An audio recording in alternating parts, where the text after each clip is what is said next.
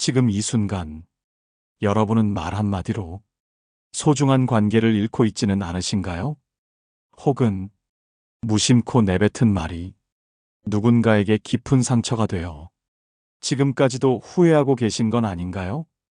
우리 삶에서 말은 칼보다 날카롭고 불보다 뜨겁습니다. 그리고 말의 실수는 가장 소중한 인연부터 서서히 무너뜨립니다. 더 무서운 건 말 실수는 하고 나서야 깨닫는다는 점입니다. 그땐 이미 늦었고 돌이키려 해도 상대의 마음은 닫혀 있죠. 그런데 말입니다. 이런 말 실수를 한 문장만으로 거의 사라지게 만들 수 있는 방법이 있다면 믿으시겠습니까? 오늘 방송은 바로 그 이야기입니다. 말 실수가 잦은 분이라면 앞에 단 하나의 문장을 덧붙이기만 해도 상대의 마음을 다치게 하지 않고 내 마음까지 지킬 수 있는 방법이 있습니다. 이 문장 하나만 입버릇처럼 습관으로 만들면 어느 날부터 사람들은 여러분을 신중한 사람, 지혜로운 사람으로 바라보게 될 것입니다. 오늘 그 말을 여러분께 알려드리겠습니다. 먼저 경기도 안성에 사는 50대 후반 여성 김정임 씨의 사연으로 이야기를 시작해 보겠습니다. 정임 씨는 평생 나는 솔직한 게 좋다. 내 말은 다 진심이었다. 라는 말을 자신의 장점처럼 생각하고 살았다고 합니다. 그러던 어느 날 둘째 딸이 다니던 직장에서 퇴사를 결정했을 때 정임 씨는 딸이 무슨 설명을 꺼내기도 전에 이렇게 말했습니다. 너는 원래 인내심이 부족했잖아. 이번에도 결국 그렇구나. 그 순간 딸은 아무 말도 하지 않고 자리를 떴고 그 이후 몇 달간 연락이 끊겼다고 합니다. 정임 씨는 말합니다. 내가 진심으로 걱정해서 한 말인데 그 아이는 그걸 나를 부정하는 말로 들었더라고요. 그날 이후 그녀는 스스로를 탓했고 가족들과도 말을 아끼게 되었지만 이미 딸의 마음은 다쳐버린 후였습니다. 여러분, 많은 사람들이 착각합니다. 나는 진심이었으니 괜찮다. 나는 솔직했으니 후회하지 않는다. 하지만 진심도 솔직함도 상대를 배려하지 않은 순간 그건 폭력이 됩니다. 오늘 방송에서는 이런 상황을 막기 위해 어떤 말 습관 하나만 바꿔도 말 실수를 줄일 수 있다는 것, 그리고 그 습관을 어떻게 실천할 수 있는지 하나하나 구체적으로 알려드리겠습니다. 오늘의 핵심 문장은 바로 이겁니다. 내가 보기엔 이렇지만 틀릴 수도 있어.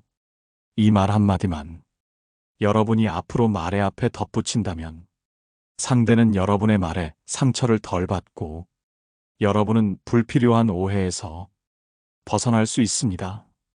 지금부터 이 말을 왜 효과적인지, 어떤 상황에서 어떻게 써야 하는지를 차근차근 알아보겠습니다. 이번에는 내가 보기엔 이렇지만 틀릴 수도 있어.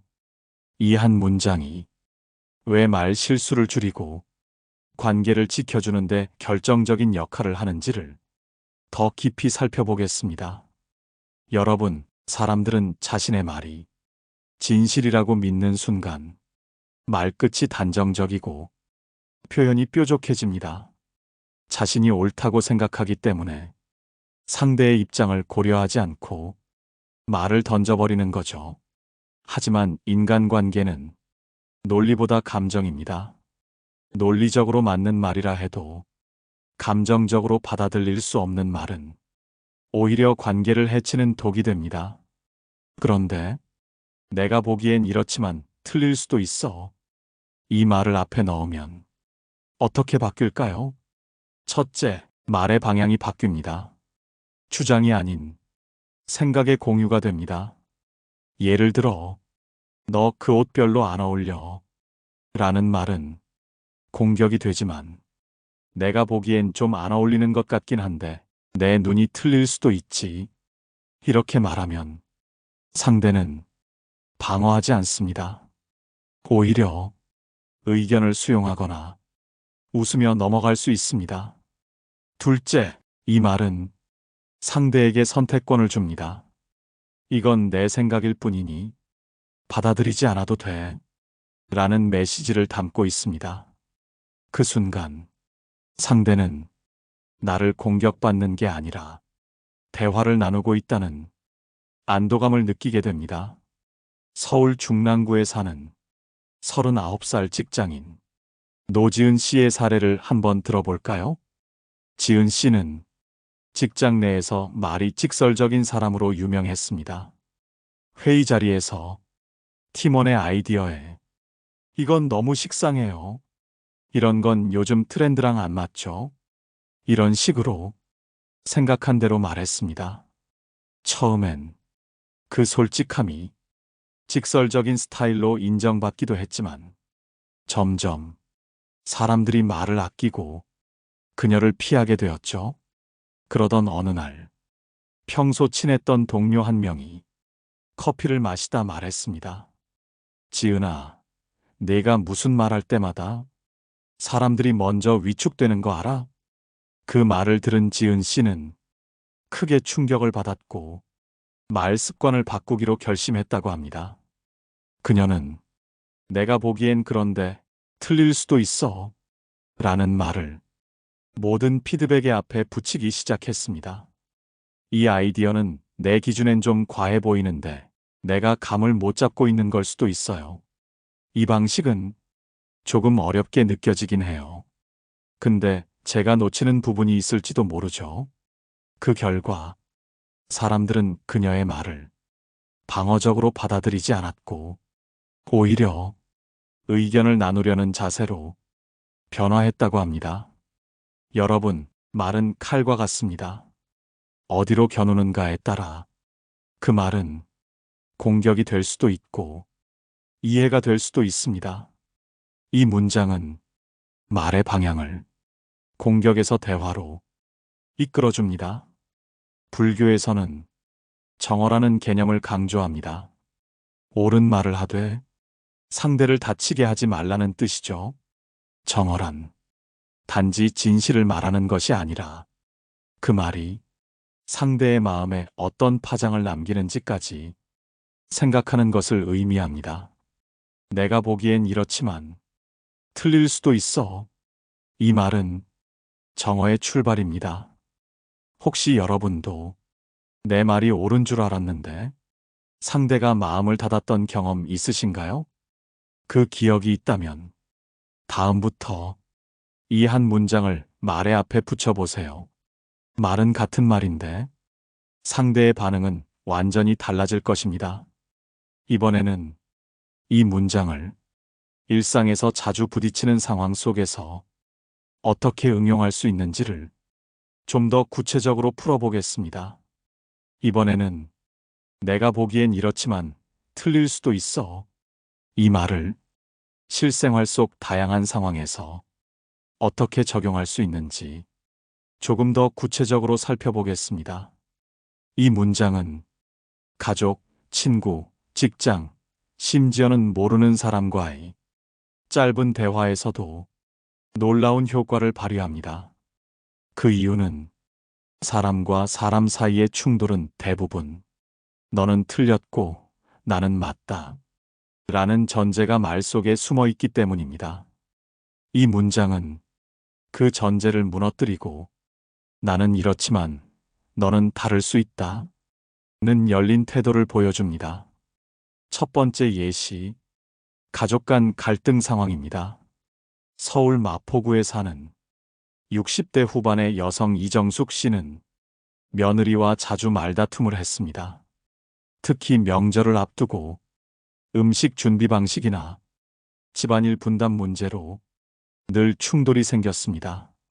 정숙 씨는 나는 며느리에게 정말 잘해줬다고 생각해요. 그런데도 꼭 명절만 되면 표정이 굳더라고요. 라고 말합니다. 그러던 어느 해 며느리가 준비해온 전을 보고 정숙 씨는 무심코 이건 기름 너무 많다. 먹기도 전에 느끼하다. 라고 말했습니다. 그 말에 며느리는 잠시 입을 꾹 다물고 있다가 결국 눈물을 글썽이며 자리를 떴습니다.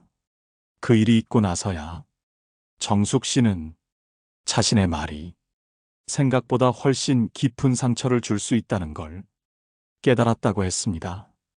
그 이후 정숙 씨는 비슷한 상황이 왔을 때 이렇게 말했습니다. 내 입맛에는 좀 느끼한 것 같은데 내가 입맛이 옛날 사람이라 그럴 수도 있지. 틀릴 수도 있어. 그 순간 며느리는 웃으며 저는 어머니 입맛도 맞춰볼게요. 라고 답했습니다. 정숙 씨는 말합니다. 같은 말을 해도 앞에 저 한마디를 넣었더니 상대가 마음을 열더라고요. 그게 그렇게 큰 차이를 만들 줄은 몰랐어요. 두 번째 예시, 직장 내 회의 상황입니다. 경기도 안양에 사는 30대 중반의 기획자 박진수 씨는 회의 때마다 아이디어를 내면 상사가 그건 너무 평범해. 요즘 누가 그런 생각을 하냐? 라는 식으로 반응해서 위축되곤 했습니다. 그러다 박진수 씨는 자신의 피드백 스타일도 비슷하게 날카롭다는 걸 동료에게 들었습니다.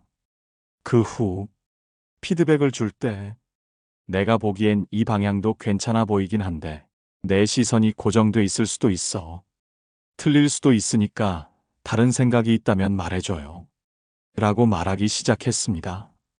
그러자 팀원들이 자유롭게 의견을 주고받기 시작했고 회의 분위기가 부드러워졌다고 합니다. 박진수 씨는 말합니다. 사실 그 문장은 나를 보호하는 말이기도 해요. 상대가 내 말에 동의하지 않아도 나는 미리 여지를 줬으니까 덜 억울하더라고요. 여러분도 아마 비슷한 경험이 있으실 겁니다.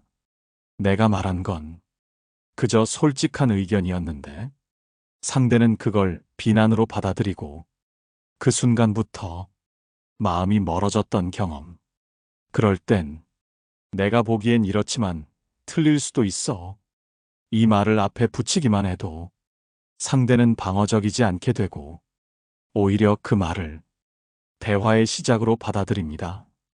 불교에서는 말은 벽을 만들 수도 있고 다리를 놓을 수도 있다는 가르침이 있습니다.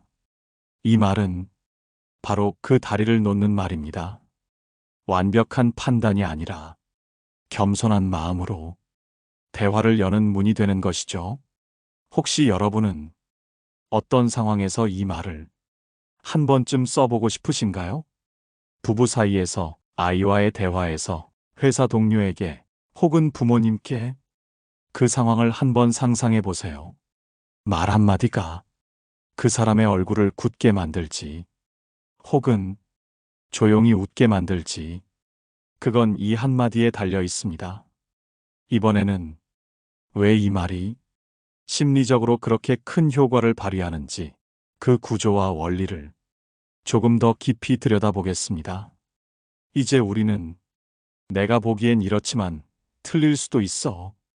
이 한 문장이 어떻게 관계의 분위기를 부드럽게 만들고 상대의 마음을 닫지 않게 하는지를 실생활 예시를 통해 확인했습니다. 이번에는 그 말이 왜 그렇게 강력한 효과를 발휘하는지를 심리적인 관점에서 조금 더 깊이 들여다보겠습니다. 여러분은 혹시 자기 확신 편향이라는 말을 들어보셨나요? 사람은 누구나 자신이 옳다고 믿는 경향이 있습니다. 이것이 바로 자기 확신 편향입니다. 그런데 이 믿음이 강해질수록 사람은 다른 의견에 공격적으로 반응하게 됩니다. 자기 생각을 지키기 위해 방어벽을 세우고 설득당하지 않으려 애쓰고 심지어는 자신에게 불리한 정보까지 무시하게 됩니다. 이런 상태에서 그건 틀렸어. 이게 맞아. 이런 말이 들어오면 상대는 들으려 하지 않습니다. 오히려 듣기 전에 거부합니다. 하지만 내가 보기엔 이렇지만 틀릴 수도 있어. 이 말을 앞에 붙이면 이 구조가 바뀝니다. 상대는 그 말을 듣고 방어적으로 굳지 않고, 아, 이건 강요가 아니라 하나의 생각이구나 하고 느낍니다. 그러면 뇌는 자기 생각과 충돌하지 않는다고 판단하고 자연스럽게 그 의견을 받아들일 수 있는 심리적 공간을 열게 됩니다. 이것을 심리학에서는 인지적 유연성을 만드는 언어라고 합니다. 즉, 내가 생각하는 방식만이 옳은 게 아니라 다른 방식도 가능하다는 심리적 유연성을 상대에게 유도하는 언어인 겁니다. 또 하나 중요한 효과는 관계의 우위를 잡으려 하지 않게 된다는 점입니다. 사람은 말하는 방식에서 서열을 감지합니다. 이게 맞잖아. 그건 아니야.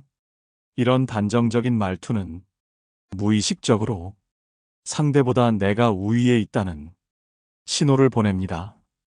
반대로, 내가 보기엔 그런데 틀릴 수도 있어. 이 말은 서로를 동등한 입장에서 보게 합니다. 그 순간, 사람은 마음의 문을 열고 비로소 진짜 대화를 시작하게 됩니다. 이런 심리 구조는 일상적인 인간관계에서 무척 중요합니다. 가정에서도, 회사에서도, 친구 사이에서도 갈등은 대부분 서로의 생각이 옳다는 확신에서 출발합니다. 불교에서는 견고한 나에서 벗어나는 것이 수행의 첫걸음이라 말합니다.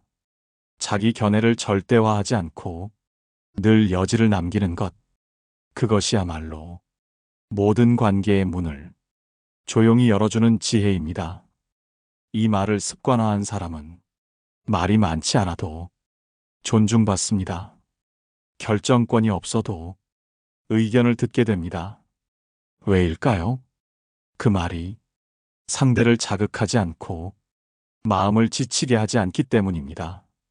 여러분도 아마 말이 많은 사람보다 듣는 태도가 있는 사람에게 더 마음을 열게 되지 않으셨나요? 그 사람이 단정적으로 말하지 않고 내 생각일 뿐이야. 다른 관점도 있을 수 있어. 이런 식으로 말할 때 여러분은 그 사람을 더 신뢰하지 않으셨나요? 말은 상대의 마음을 여는 열쇠입니다. 그 열쇠를 어떤 각도로 돌리느냐에 따라 문이 열릴 수도 닫힐 수도 있습니다. 내가 보기엔 이렇지만 틀릴 수도 있어. 이 말은 그 열쇠를 조용히, 부드럽게, 그리고 정확하게 돌리는 가장 안전한 방식입니다. 이번에는 이 말의 효과를 더 높이기 위해 같이 쓰면 좋은 문장들과 주의할 점에 대해 조금 더 현실적인 예시를 통해 풀어보겠습니다. 이제 우리는 내가 보기엔 이렇지만 틀릴 수도 있어. 이 한 문장이 왜 사람의 방어심을 낮추고 관계를 부드럽게 만드는지를 심리학적 관점에서 확인했습니다. 이번에는 이 문장을 실생활에서 더 자연스럽게 사용하기 위해 어떤 문장들과 함께 쓰면 좋은지, 또 어떤 실수는 반드시 피해야 하는지를 구체적으로 나눠보겠습니다. 먼저, 이 말을 할 때 같이 쓰면 좋은 표현들이 있습니다. 첫 번째는 질문형 마무리입니다. 내가 보기엔 조금 복잡해 보이는데 내가 잘못 본 걸 수도 있어. 너는 어떻게 생각해? 이렇게 말하면 의견을 전달하면서도 상대에게 발언의 주도권을 넘겨주기 때문에 상대는 방어적이지 않고 오히려 말하고 싶은 욕구를 느낍니다. 두 번째는 자기 경험을 덧붙이는 방식입니다. 예전에 나도 비슷한 선택을 했었는데 그때는 좀 힘들었어. 지금 너 상황은 다를 수 있으니까 내가 틀릴 수도 있어. 이런 말은 경험을 나누면서도 판단이 아니라 공감의 느낌을 주기 때문에 상대는 말을 쉽게 받아들입니다. 세 번째는 기대보다는 우려를 표현하는 방식입니다. 내가 괜한 걱정을 하는 걸 수도 있지만 혹시라도 너한테 부담이 될까봐 한번 말해봤어. 이 말은 내가 간섭하려는 게 아니라 진심으로 걱정해서 말하고 있다는 전달력을 높여줍니다. 반대로 아무리 이 문장을 앞에 붙였다고 해도 절대 해서는 안 되는 실수들이 있습니다. 첫 번째, 말끝을 날카롭게 마무리하는 것. 예를 들어, 내가 보기엔 그건 좀 아니지. 물론 내가 틀릴 수도 있겠지만, 이 말은 사실상 틀릴 수도 있지만 난 맞다는 뜻입니다. 겉으로는 겸손하지만 실제로는 공격의 감정을 숨기고 있죠.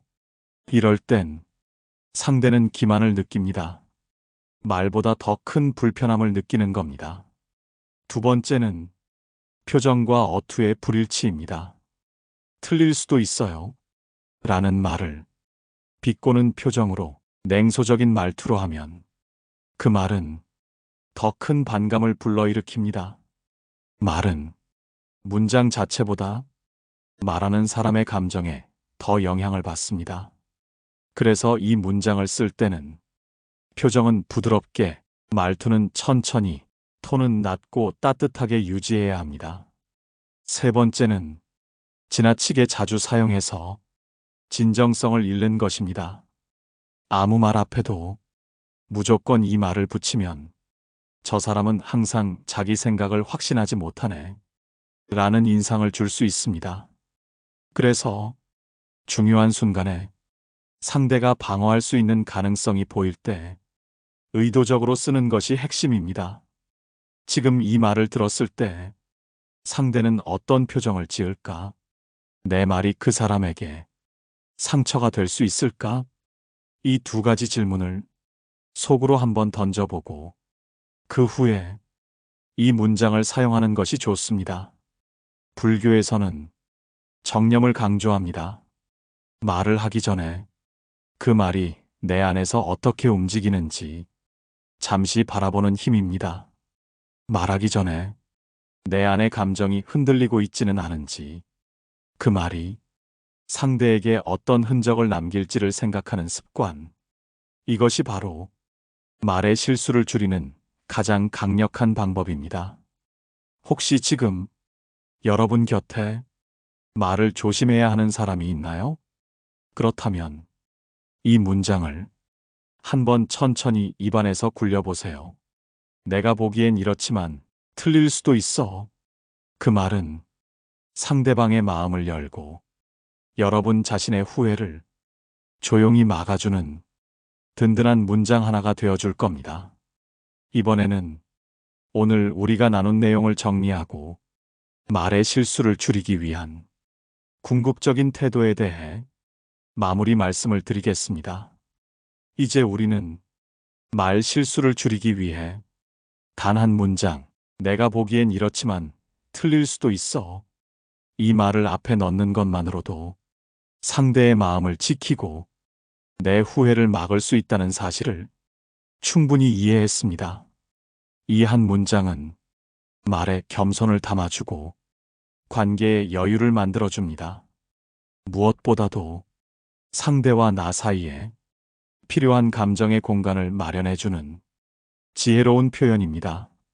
지금부터는 우리가 오늘 이야기한 내용을 짧게 정리해 드리겠습니다. 첫째, 사람은 누구나 자신의 말이 맞다고 느낄 때 단정적인 표현을 쓰게 됩니다. 그러나 단정은 곧 판단이 되고 판단은 상대에게 상처가 됩니다. 둘째, 내가 보기엔 이렇지만 틀릴 수도 있어. 이 한 문장을 덧붙이는 것만으로도 그 말은 공격이 아니라 공감의 언어로 바뀝니다.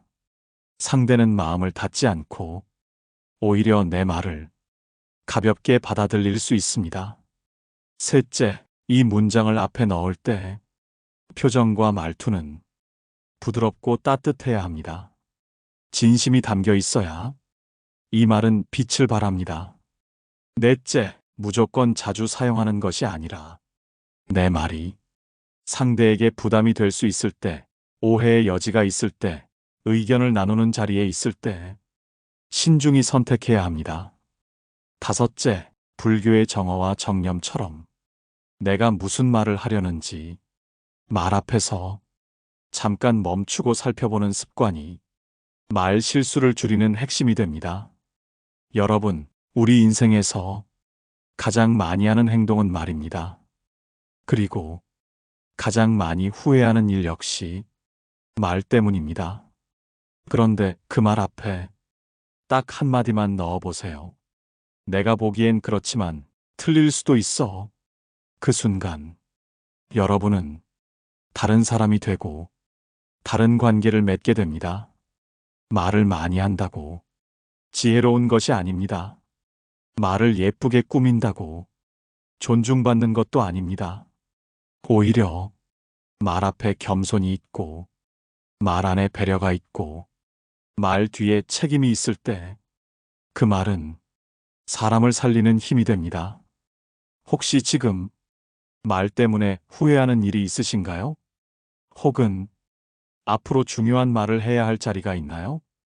그렇다면 오늘 이 문장을 가슴에 새기시길 바랍니다.